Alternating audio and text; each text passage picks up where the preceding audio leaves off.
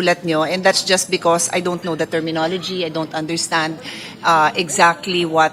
In fact, I have not seen a copy of the. Here's the copy. Here's the statement. I have not seen the copy of the construction material price data. Do we have a copy of that? We do. Okay. So, but I was just saying, at the time I saw this statement, wala namang naka-attach, so hindi ko alam yon. But on that note, some basic questions that will help me understand the issues that we face, and hopefully yung mga nanonood din sa atin, mabigyan din sila ng liwanag. So, one of the major concerns that you raised, Secretary Dizon, at ang pagkakaintindi ko, is the economic effect, no, of any reduction in our investment in infrastructure. Tama po ba? Do I understand it correctly? Yes, if some of the projects po are rendered unimplementable because of the wrong application of the adjustments to the prices of materials, then this will have severe impacts on not only the macroeconomy but also the local communities. Yes, and in fact kahapon, when we were also discussing yesterday when we were discussing the farm to market roads, all of us here, and when I took the floor, I really expressed my full support for countrywide development, especially in the far-flung areas. Sabi ko nga, nakakarating ako doon. Ano ba? Yeah, thank you. Sabi ko, yung ibang lugar doon na nakarating na ako by bike or hiking, kasi nga, wala talagang kalye, no? So, alam natin na these farm-to-market roads are important, but at the same time, and not only is it important for the access of the locals, but there's also work opportunities that are given. And I have, as chairman of the Senate Committee on Sustainable Development Goals, Innovation, Futures Thinking, binanggit ko yung ibang SDG, pero babanggitin ko ngayon, SDG 8 is decent work. And construction work is decent work. So we have to support that, no? Yung trabaho para sa mga kababayan natin. I don't know, because I tried to look it up on my own and I couldn't find an answer to this question. So I will ask you, Mr. Secretary, can you give me a ratio of construction workers to the price of a construction project? And I know the answer to that will vary on the project. Mas komplikado siguro yung bridge na tumatawid sa dagat compared sa kalye. So, if that's technical, I'll just give examples and then you can just correct me with the actual numbers, no? So I can continue speaking. So again, I don't think there's an exact ratio because it depends on the project. But for example, if we said that there is 10 construction workers for every 1 million project, then that means there would be 100 construction workers for a 10 million project, or there would be 1,000 workers for a 100 million project, assuming my ratio is correct. And my numbers are very basic, so madali naman pong sundan yan, okay? So for every 100 million peso project, there will be 100 workers, 1,000 workers. So nung nagkaroon po tayo ng ghost projects na worth 100 million pesos, pwede kong i-argue na 1,000 construction workers ang nawalan ng trabaho dahil nga may ghost project. So let the record show that the Secretary answered yes, kasi hindi naka-on yung mic. Yes. Tama po. Tama. So during the ghost project era, for every 100 million pesos, and again, this is just a estimate, I'm saying 1,000 construction workers, hindi na nga nakapagtrabaho, ninakawan pa sila ng sweldo. 'Di ba? I mean, how bad is that? So that is the situation we have. And Mr. Secretary, how many ghost projects have you confirmed, and how many do you suspect are still out there? Whatever numbers you have that you can share with us. Right now, Mr. Chairman, Madam Senator, our numbers are still, for flood control, our validation is still ongoing. But for Bulacan alone, we have already discovered roughly about 15 ghost projects in Bulacan alone. Are these the ghost projects that were roughly close to 100 million, like a little bit less, around that price? Or? Most of them are within that range, between 100 to 140 So using my million. guesstimate of 1,000 workers for every 100 million peso project times 15, that's 15,000 workers that never got a job and ninakaw pa yung sweldo nila. That is correct. Correct. Madam Okay. Chair. So that is our situation that you discovered. Kumbaga, na-discover mo na yan, wala ka namang kinalaman dyan, na-discover mo yan, at marami pa sigurong iba dahil we know that you are investigating other regions, di ba? May mga narinig na rin tayong mga ibang probinsya. So we know that for a fact that that is ongoing. So, this is the next point I'm going to bring up. So, when we in the Senate, and for that matter, I'm sure our colleagues in the House did the same, review the budget of DPWH, and the amount is 600 plus billion, no? 670 billion. Is that correct? That is the amount that I recall. And then the secretary had requested, sabi ni Presidente, babaan nyo yung budget, and then the secretary informed the Senate, babaan nyo ng 50-something million. Tama? 53? Tama ba, Mr. Chairman? Yung kano yung binawas natin? 53 billion. Parang 53 sa magic number. Yun din yung sa PhilHealth na NEP na kulang tayo ng 16 billion. Just to say, okay, kung mga may numerologists dyan, 53. Okay, 53 billion yung, ha? Natanda mo lang. 53 million yung natanggal sa Senate version. And that was based on the recommendation that the DPWH gave us, correct? Sorry, no. Let me clarify. In the committee hearings, I was asked a question, Madam Senator. If the DPWH cannot bring down the price of materials, will you agree to a 25% across the board cut? And my answer during that hearing was yes. However, we were able, based on the directive of the President, to reduce the prices of materials as far as cement, steel, But etc. that's later. That's Okay. later, So yes. let me just go chronologically. So the 53 billion, I just need to correct it, Madam Senator, did not come from DPWH. Okay. But the Senate used the input that the Secretary provided and came up with the 53 billion. So sa Senado na yan, no? We came up with that number. Yes, which I tried to clarify in today's Correct. in the presentation today. Thank you very much. Pero I also listened to the interventions of my colleagues. So I won't go into that detail, basta 53 billion based on the understanding of the Senate on the instructions given and our desire to reduce the cost because there were a lot of overpricing as far as we understood it to be, also based on the President's directive and His Honor's explanation to us. So having said that, may 53 billion tayo ngayong binawas. And the argument before us now, as you are presenting it, is pag ito yung na-adapt, that the DPWH is less 53 billion, baka may mga projects na hindi matapos ng maayos. And that is the first statement you made when I took the floor, na yun yung concern nyo na ma-affect yung economic development natin because there may be some project, maybe not all, but there may be some projects na dahil sa smaller budget na binigay, hindi matapos. Tama ho yun, di ba? Tama Yung po. pagkasabi niyo. Okay.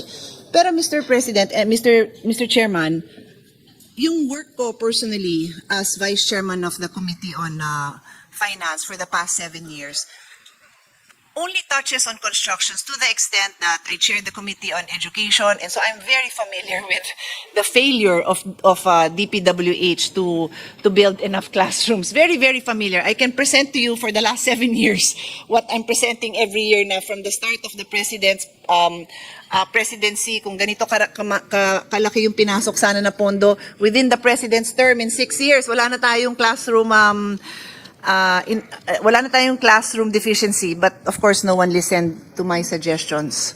So I'm familiar with that. I'm also familiar with the construction of of state universities and colleges.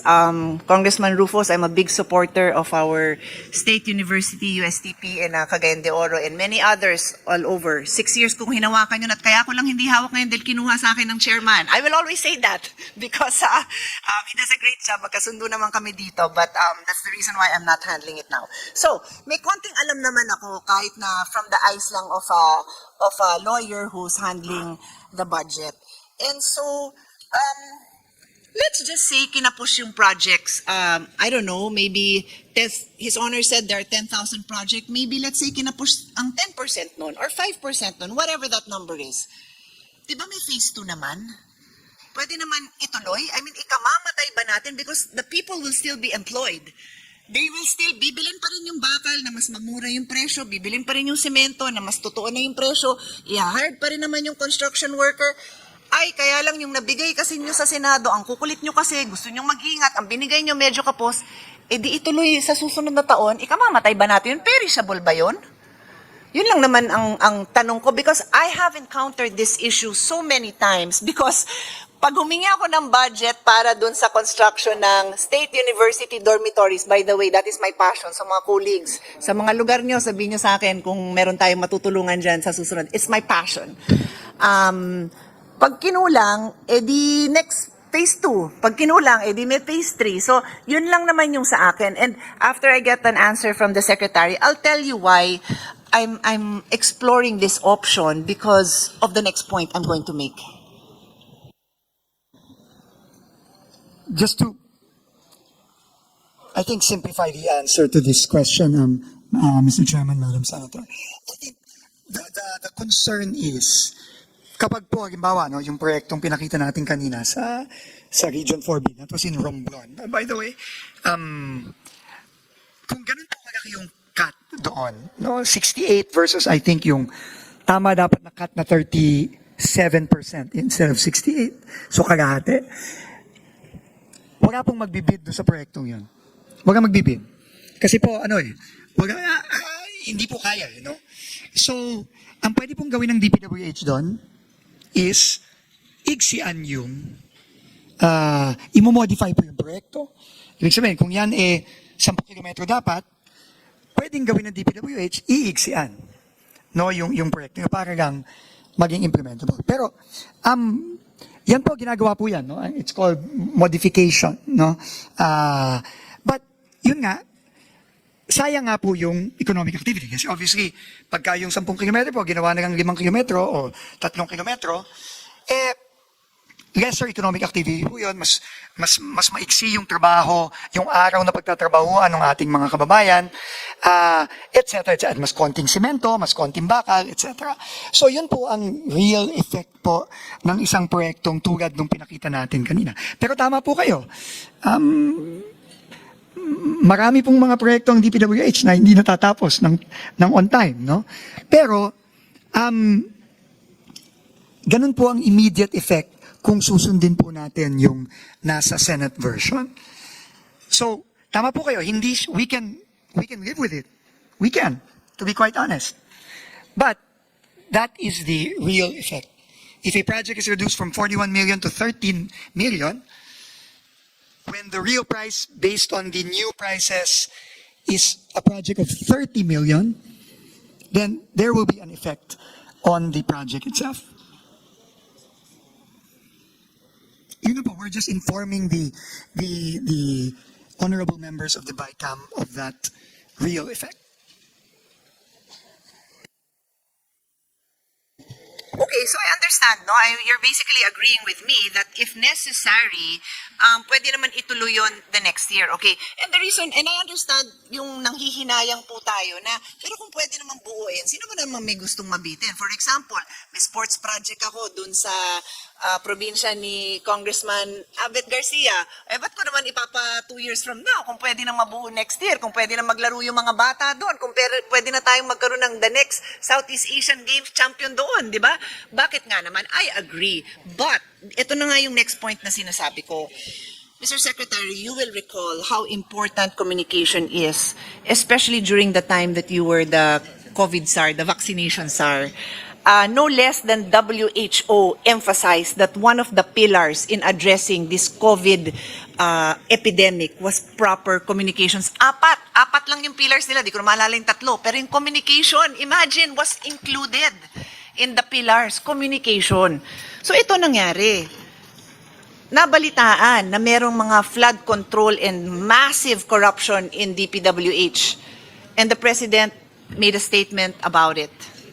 And then DPWH stepped up under your leadership and addressing this, going on site, identifying the areas that were victims of this massive corruption. So what did we communicate to the people? Hindi tayo papayag na may ganitong klaseng korupsyon. Hindi tayo papayag na may mga kontraktor at may mga konsyabang government employees, officials from all levels. Hindi tayo papayag. That is the message. That was what was communicated.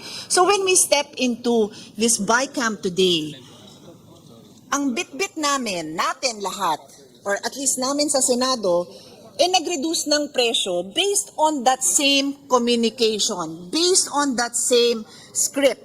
Ito ang gagawin natin para sa taong bayan. We will show up. We will not allow this to happen. So when you come back now and tell us, nagbago na yung script, there's other reasons why hindi natin pwedeng babaan. Napakahirap kasi wala tayong enough time na i-communicate ng maayos sa taong bayan yan. Kahit ako, nahihirapan akong intindihin, sikmurahin, because we made an across the board, across the what do you call that, an all of government, all of government approach. Whole of government approach, di ba? The President, his alter ego, the Secretary, members of the House, members of the Senate. Tapos, ang pinangahawakan ng mga tao is, we will not allow this overpricing. I know it is not as simple as that. Many times, I have had to make tough decisions in pushing for measures, including, let's say, the CREATE law. Hindi naman lahat masaya ang mga businessmen doon dahil may mga tinamaan. Sabi natin, wag na natin ibigay yung todo-todong, ano tawag dito, yung deductions, yung incentives. Yung incentives that they have been receiving for 40 years. Siguro naman, after 40 years, pwede na kayo magbayad ng tax, di ba? Hindi sila masaya, but we have to do the difficult thing. So, I am very willing, Mr. Chairman, to do the difficult job. To try to see kung papaano tayo makakapag-provide ng more support to economic activities, especially in the countryside. But it cannot be at the expense of people thinking that we are backtracking. Thinking that ngayon, okay lang sa atin na ibalik yung presyong mataas. Kasi yun nga yung presyong dinatnan natin nung may korupsyon. Ang hirap himayin, tapos nagmamadali pa. Napakahirap. At hindi ko yata kayang gawin kasi nga, hindi yan yung kinommunicate natin sa mga tao. Kaya even though, and I think my colleagues will vouch for this, I'm always willing to listen. I'm always willing to listen, to change my mind if I am presented with facts, with evidence that will require that I change my mind. That is our job. Hindi bagay dito yung sarado utak. So kailangan open tayo. Pero ang hirap intindihin. Yun lang talaga. So that is where I personally have difficulty. And you know that, Mr. Secretary, ikaw pa, I always listen to you. Intindihin nyo lang sana po kung gaano kahirap ito kasi the people also trust. Sabi nyo nga, it's a trust issue. Yes, and the people trust us. So we cannot just say, ibabalik yung presyo. I heard you, Mr. Secretary. Hindi totoo, ibabalik yung flood control project. I heard you. Hindi totoo. Lahat ng hindi totoo, I heard you. But simply putting back that budget sends the wrong message. And we know that. We know that. We are all communication experts in our own little way. So, yun po, if somebody can shed light, can improve this communication in the next 24 hours, then let's try to do it because no one here does not want to see countryside development. No one here does not want to support. O baka double negative, hindi maintindihan. Baliktarin ko na lang. Everyone here wants to support development in Mindanao, in Visayas, in Palawan, of course. Lahat. Hindi, tinuro ko na kanina pa. Lahat naman gusto. Lahat naman gusto. Pero sa panong paraan na ang tao kaya nilang intindihin na hindi natin tinatalikuran yung ating commitment sa kanila. Na hindi tayo papayag na may kalokohan and all, I say all, the safeguards are there. So, yun lang, Mr. Secretary. You know me well enough to know that I don't want to make your job harder than it is. I have so much admiration for the work you have done and the work you continue to do. But help us.